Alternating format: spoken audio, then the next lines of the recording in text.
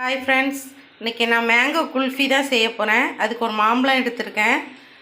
அடுப்பில் ஒரு 200 ml பால் காய வச்சுருக்கேன்.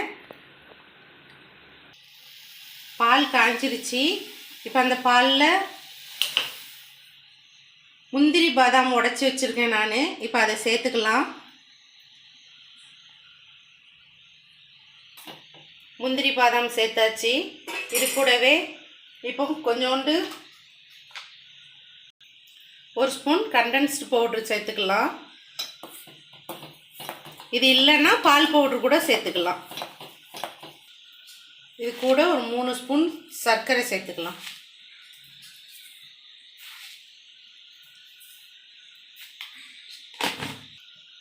இப்போ இந்த மிக்ஸ் கூடவே கொஞ்சோண்டு வெனிலா எசன்ஸ் சேர்த்துக்கலாம். இதுக்கு பதிலாக ஏலக்காய் கூட நீங்கள் சேர்த்துக்கலாம்.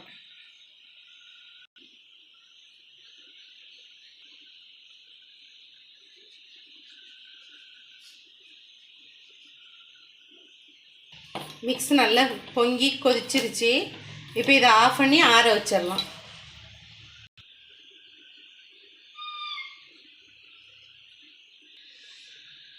இப்போ நம்ம காய்ச்சின இந்த ஃபில்லிங்கை இந்த மாம்பழத்துக்குள்ளே ஊற்றிக்கலாம்.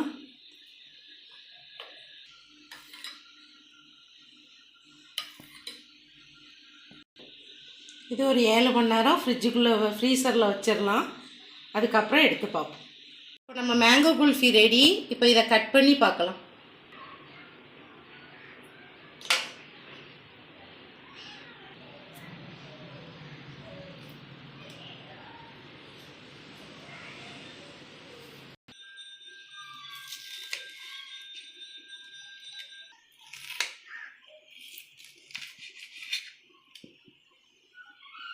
நம்ம மேங்கோ குல்ஃபி ரெடி.